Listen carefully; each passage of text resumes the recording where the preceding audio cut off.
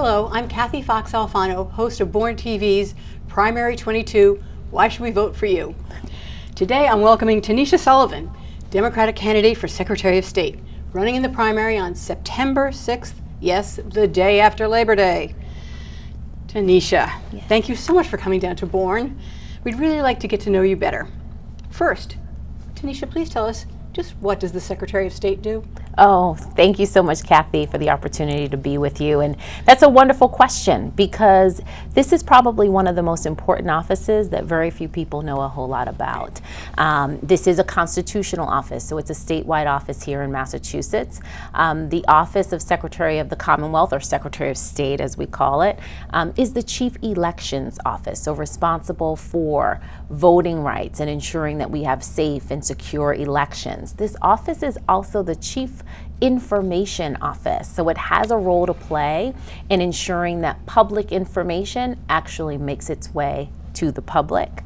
This office also is the entry point for business and nonprofits in Massachusetts. So if you want to do business in Massachusetts or you want to start a nonprofit, you have to go through the Secretary of State's office. It has about, all told, 16 areas of responsibility, very big, but all of them having an important role to play in the advancement of our democracy. And what would you do as Secretary of State? Well, I believe that this office really does need to be more proactive and engaged. I believe this office has an important role to play in helping us increase voter participation. We've got deep voter participation gaps in Massachusetts, low voter turnout in communities ranging from Andover to Springfield. And so that has to be one of our top priorities. In addition, I believe this office has an important role to play in helping strengthen our economy. I'd like to see this office do more to support our small businesses. I grew up in Brockton, and I watched my mom start 3 small businesses from our kitchen table. Wow. My mom's a small business owner, so I understand the challenges that small business owners go through trying to ensure that their businesses are successful, but I also know the great opportunity that exists through small businesses. So I want this office to do more to support small businesses. And the last piece is, we have one of the least transparent states in the country here in Massachusetts. Wow. Can you believe it? No, I didn't. Okay, and so we exempt our legislature, our state judiciary, and the governor's office from public records disclosure. As Secretary of State, I want to work to close those gaps and ensure that we've got greater transparency in our government. Wow. Now, what experience do you have that we need in a Secretary of State? Well, I'm a practicing attorney. I'm now in my 20th year. Can't believe it, time flies. Wow. 20th year of legal practice. I'm a business lawyer, a transactional lawyer. And so I do understand the nuts and bolts of this office. In fact, a lot of my early days practicing were through the corporations division.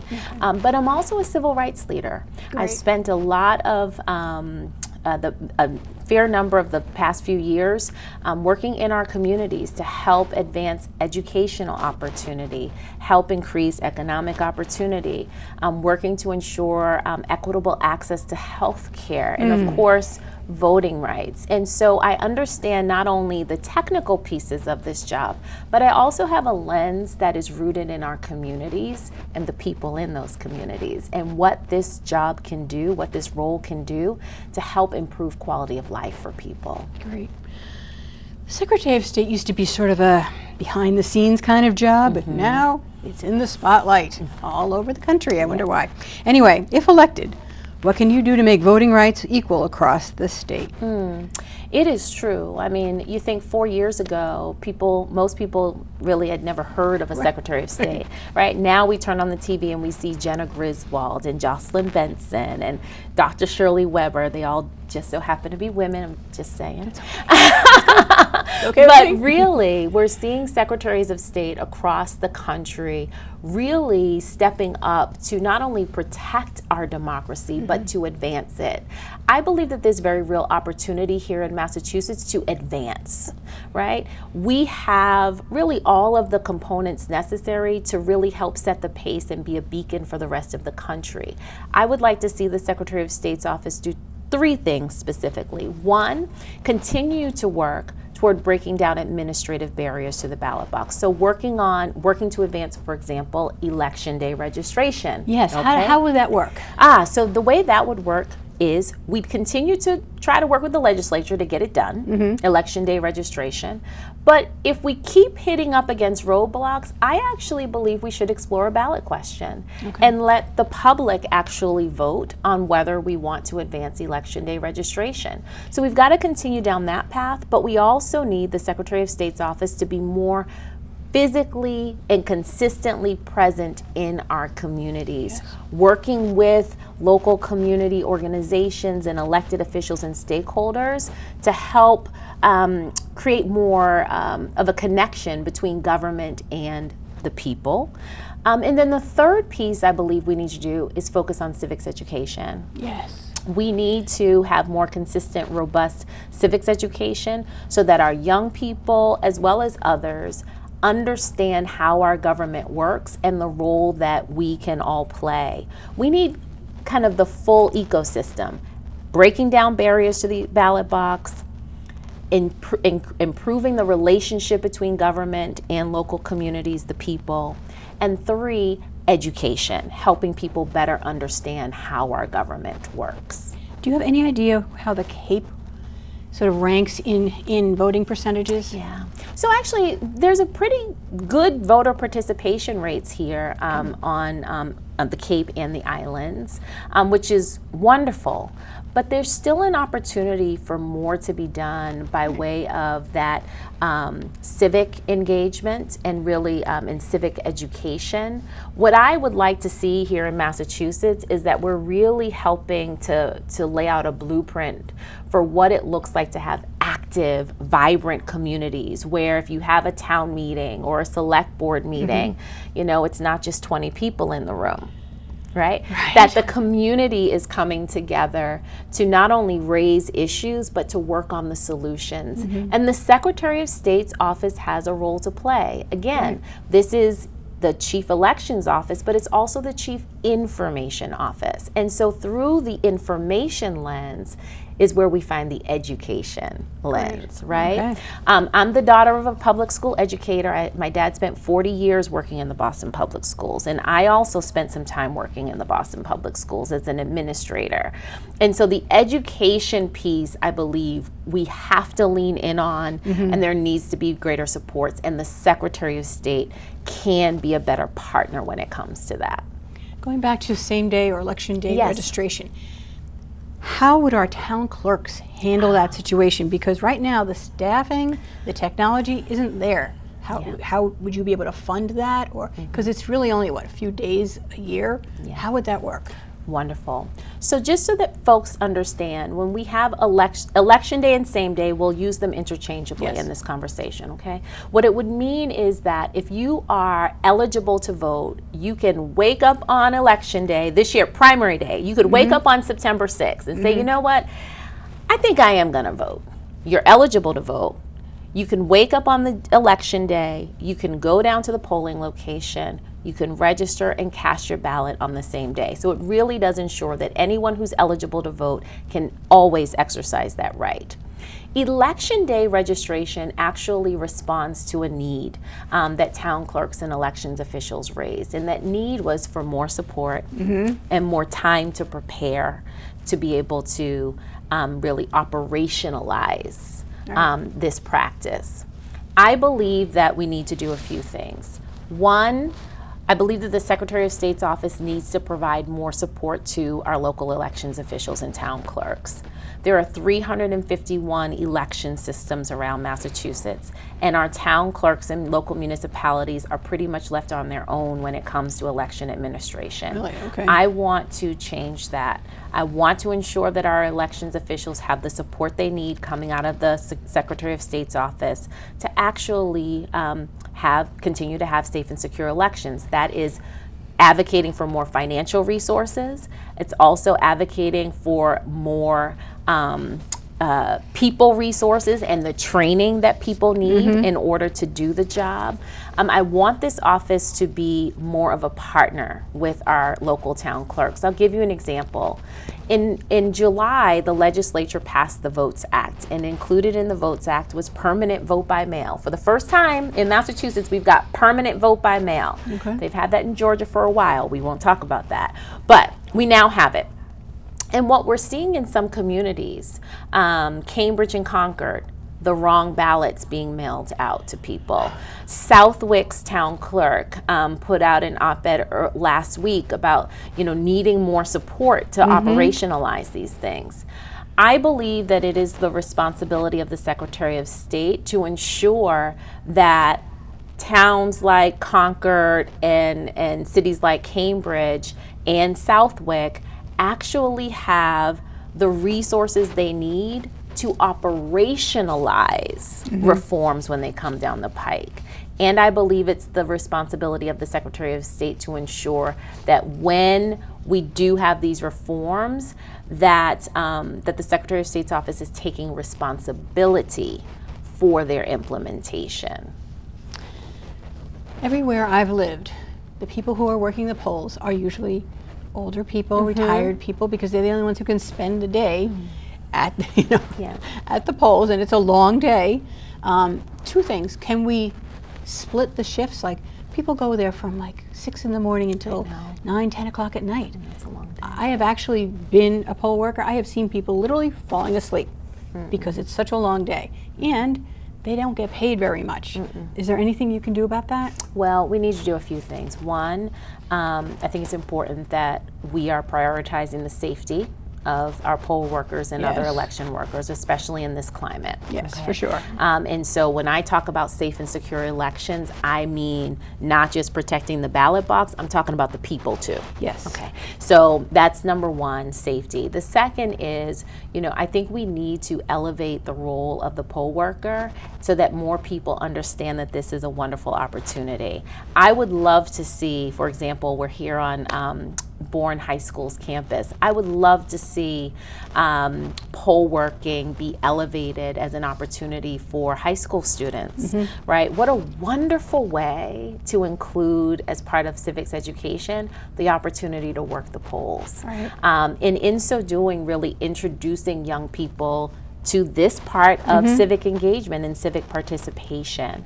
I think that we need to, yes, look at the compensation that poll workers received, as well as the shifts. Those are operational pieces that, yes, the Secretary of State should be leaning in on, ensuring that folks are being compensated well, but also that, that we have shifts that work for more people.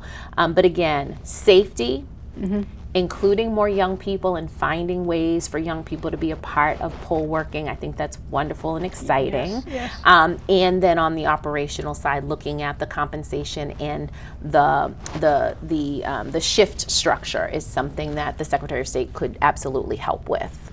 I was just thinking, when you get jury duty, your company has to let you out. Yes. Yeah, to do your That is true. How about the same thing? That is It's true. election day. If somebody's working the polls, they get to take the day off and work. Absolutely. Well, I'd like to see Election Day be a holiday, quite frankly. I do too, especially with the schools and with everything that's going on. Yes. Exactly. And if Election Day is a holiday, then we have, folks will be more likely to go, and we would be more likely to have folks be available to work the polls as well. And it's true. I mean, you have little children playing in the playground as cars are going around them to get to the polling place.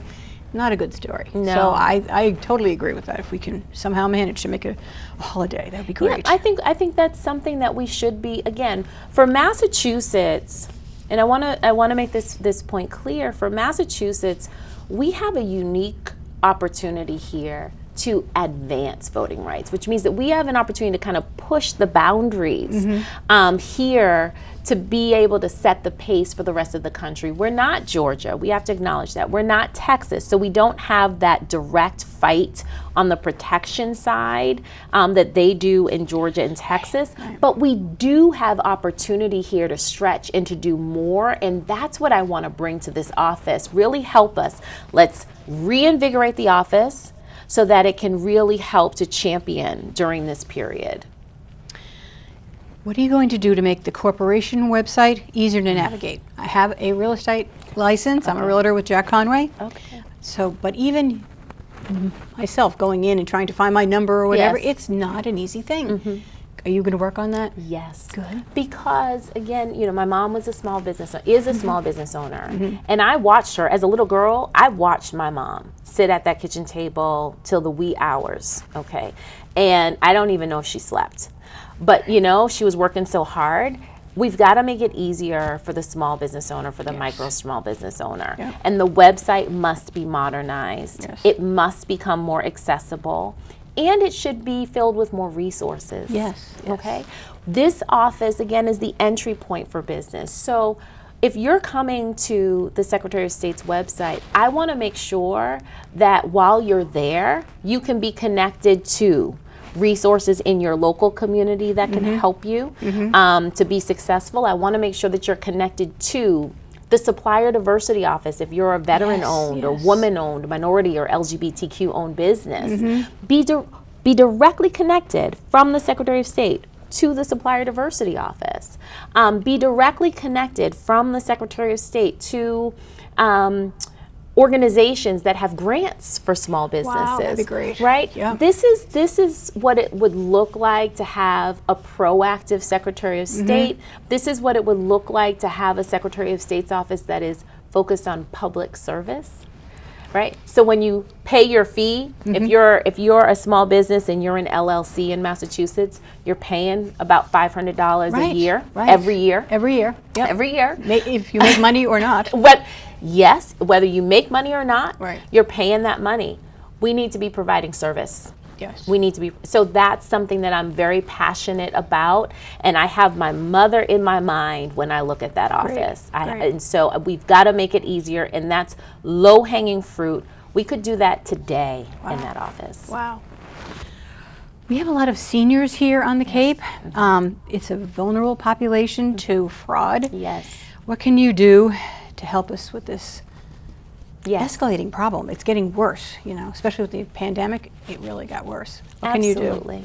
So the Secretary of State is the chief securities regulator as well. Okay. And so through that office, again, I'm an attorney. I'm a practicing attorney. Okay.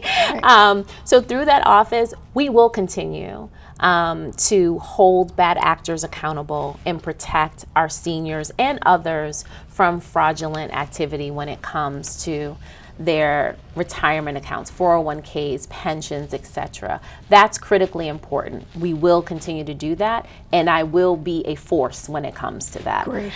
But I also want to add this piece. I think it's important for the office to lean in on financial literacy. Yes. Right? And helping people to better understand, the basics of managing money, but also what does it look like to save for retirement? And how can people do that and do that safely? And really empowering people with the information and tools they need to be able to make wise decisions and also help to protect themselves. I think you could start really in schools because, kids come out of school, sometimes they go right into having their own home That's or right. whatever. They don't know how to balance a checkbook. That's They right. don't know how to budget. I mean, if we could have some information, education online, that would be wonderful. Or Yep. work with the schools to teach it before they graduate. Yep. I think that's a very important piece that gets totally missed. And it's and again, the Secretary of State's office, it does not, we have become accustomed to it being administrative and transactional. That is not what it has to be. Great. Right? And so this office can partner with schools. It can partner with other community stakeholders around financial literacy. But most importantly, I do want to reiterate, we will make sure that this office continues to fight to protect our seniors and others from bad actors in the security space. You mentioned a little bit about this, but how can we make public records, more public? Exactly. So I graduated from the University of Virginia, and at UVA, and I'm a government major. At UVA, one of the big things is self-governance, and really this belief that our government should be with, for, and by the people. In order for that to really be true, the people need access to information. And so as Secretary of State, I will work to ensure greater transparency in our government. There are a few specific things I'd like to share. If folks want more information, they can visit my website, TanishaSullivan.com. I have a full platform in this area, actually across all of the areas. I think we need to get rid of the blanket exemption that exists at the state level for public records disclosure, meaning we need to make sure that our legislature, the governor's office, and the judiciary are all sharing public information with the public. Right. That has to happen. Right. That's one. The second is through the Secretary of State's office, if you were to make a public records request and you didn't get a response, you can file an appeal with the Secretary of State's office. What I'd like to do is make public those government entities that are consistently not responding. Right? So if you are an agency that is getting multiple requests for public information and you're consistently denying that information, we're going to put you on a website. Excellent. So that the public knows. I also think that I'd also like to really leverage the power of the office to hold public hearings. When it comes to the disclosure of public information and public records. Once again, working to hold government accountable for transparency. The last piece is something that is happening in other states. Actually, Connecticut has one of these, Right to Know Commission. Again, I'm a big supporter of self-governance. I want us to have a government here in Massachusetts that does include more people, not just those who are elected. I want everyday people to have a voice. And so right to know commissions exist in other states, Connecticut being one, where instead of or in addition to a public records appeal coming to me as Secretary of State, I actually would like to create a panel of everyday people. Wow. Who would be able to receive the complaint, receive the appeal, review the appeal, and make a determination. Is this a public record that should be disclosed? And if so, have the public, the commission, really direct that government agency to share the information. Right to know commissions are, I think, a wonderful framework to increase civic engagement, to have the voice of community and everyday people heard, and ensure greater accountability of government. Is there anything in particular you could say about Cape Cod that we need more of in terms of communication, or anything in particular you could think of? Yeah, I think the work that we need to do around small businesses particularly resonates here on the Cape, because what we know on the Cape is that the economy is built on the back of small businesses here. A lot of family-owned businesses here. And so the work that I'd like to see happen through the Corporations Division will absolutely impact the Cape and Islands and make a difference. Make it easier for folks to start their businesses, make it more accessible. One of the other things I want to do is lower those $500 fees. Oh, that would be wonderful. Yes, because that's a lot of money to start up with. And it is a lot of money. Yeah, especially when you lost. Especially when you lost. I'll give you a story on that. So one, it doesn't matter whether you're the small diner or you're the Cheesecake Factory. You're paying that same LLC fee. Oh. Okay? Wow. So we need to bring about some fairness to Yes. that. That's one. The second is, and I'm sure you know this, through the pandemic, you still had to pay those fees. While the rest of our government was looking for ways to, ease the pain in the pocket, moratoriums all over the place, the Secretary of State's office continued to charge those fees. You're right. Yeah. And so I do believe that the Secretary of State's office needs to be more in tune to what's going on in our communities, to ensure that fees are accessible, one, but also if we ever find ourselves in a situation like we were in 2020 and 2021, that we have a Secretary of State's office that's not going to continue to collect fees during not only a global public health crisis, but an economic crisis. And that's the type of lens that I'm going to bring to this office. Not one that's on autopilot, let's check the box, but one that is consistently looking around in our ecosystem to see, okay, do we need to make adjustments? How can this office better serve? What can this office do to be a better community member? So you would actually make the fees prorated in terms of like your income or whatever. So actually, we can explore fees based on income. We can explore fees based on profit. We can explore fees based on number of employees. Okay. Right. There are a number of ways that we can look at this. And guess what? This has been done in other states before. So there are roadmaps for this. Okay. But most importantly, we need greater fairness in this process for our small businesses. That's great. So tell me, Tanisha, why should we vote for you? Well, I'm running for the office of Secretary of State because I believe this moment demands more from the office. I believe that this office must be more proactive, more engaged in our communities, really looking for ways to widen pathways of opportunity and clear roadblocks. This office has an important role to play in the advancement of voting rights and increasing voter participation, but the office also has an important role to play in strengthening our economy and ensuring that more people have access to the information we need to hold a government accountable and to actively participate ourselves. I want to see Massachusetts really serve as a beacon for the rest of our nation during this very troubling time in our democracy. And the Office of Secretary of State has an important active role to play in ensuring that Massachusetts is in fact that beacon. Wow. Thank you, Tanisha, and best of luck in the primary on September 6th. Yes, the day after Labor Day. Yes. You've been watching this on Born TV. This and my other interviews can be seen on borntv.com. So please watch, meet all the candidates, and you be the judge. Get out and vote.